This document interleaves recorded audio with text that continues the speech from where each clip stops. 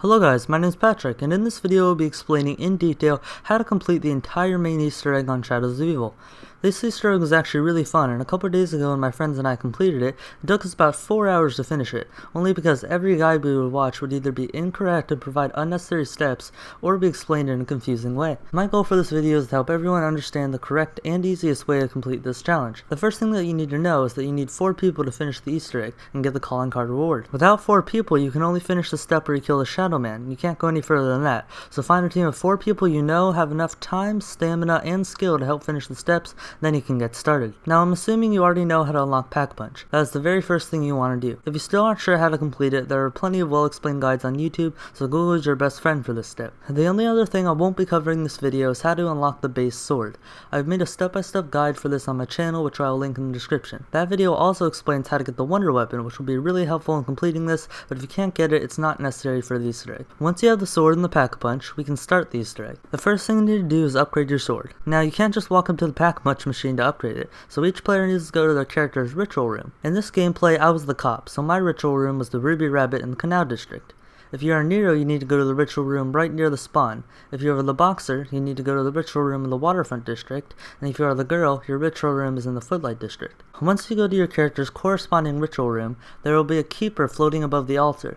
You need to walk up to him and receive the Arc Ovum. This is another egg you will need to fill in 4 different locations, but it is not with zombie souls. You'll notice that there is a red circle on the ground in each district, and these are the places you will be placing your egg.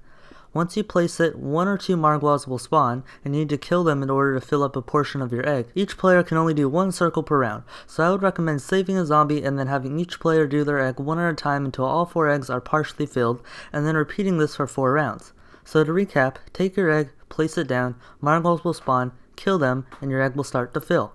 You need to do this in each location, but you can only do it once per round, so this should take you at least 4 rounds, although it took us about 8 because we would sometimes kill the last zombie in the middle of our process, which means we couldn't do it again until the next round. Another thing to note is that if you die and don't get revived, you'll have to restart your egg, so try to have teammates around to revive you in case you go down. Once you have filled up your egg by killing the Margwals in each district on different rounds, go back to where you got the egg and give it to the keeper, who will then give you the Reborn Sword, which is extremely powerful because you can call it in to defend you as you shoot the zombies, which will be very helpful in the next step. So the next step is pretty fun, but it can be tedious. To start it, you need to go up to Nero's ritual room and hold X or square on this jar, and this book will start to float. Once you've done that, there will be a flag that spawns in the rift.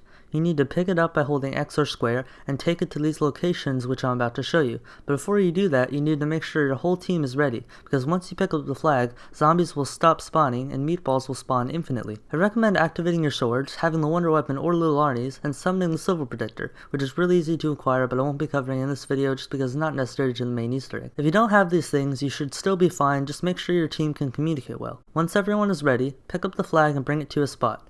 There are 2 spots in each district, and you can only do 1 district at a time. You will need to bring the flag to one of these locations that will be glowing and place it down.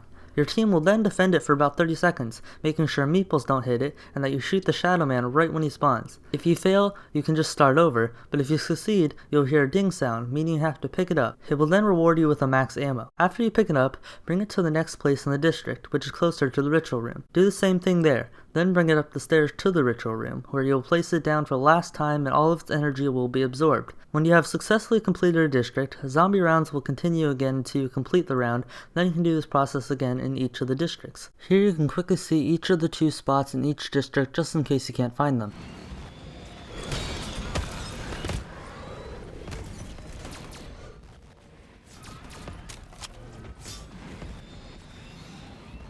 Once all 4 districts have been completed, you can now kill the Shadow Man. To do this, have all 4 players gather in the Pack-a-Punch room and have a player stand at each gate worm. Have everyone hold X or square on the worms, and the Shadow Man will appear. There will also be about 10 zombies that spawn.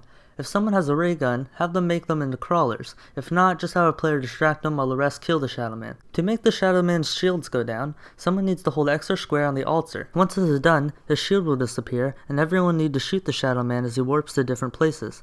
As you keep shooting him, he will get closer and closer to the altar. Once he is at the altar, have a player hold X or square on it again to officially kill the Shadow Man. If you do this incorrectly, a Margwal will spawn and the doors will still be closed. If done correctly, the doors will open but you will be infected. If you stay like this too long, you will die, so you need to find a white wisp whenever this happens. There will be purple circles on the floor that you want to avoid or you'll take damage, but there will be purple-headed Margwals that spawn. Each Margwall you kill will activate a beast mode somewhere. Keep killing these Margwalls until you find a beast mode place that is active. This will give you infinite beast mode, which will only be depleted by taking damage from Margwalls or stepping on purple circles. Keep in mind that you will still need to cleanse yourself as beast. Once 3 of the 4 players are in infinite beast mode, have them stand in the Footlight train station, Waterfront train station, and the very middle of the map. There should be 1 player not in beast mode at the Canal District, who will tell everyone when he calls the train. The beasts at the Waterfront and Footlight stations then zap this electrical box once, and the track should turn blue. The player at the Canal Station should immediately run down the stairs, turn into beast mode, then come back up to shock his box and turn his tracks blue. The player in the middle just needs to wait for the train to crush the worm, and then quickly zap all 3 witches in the center, which will make a laser go into the sky, which finishes the Easter egg and gives you the final cutscene.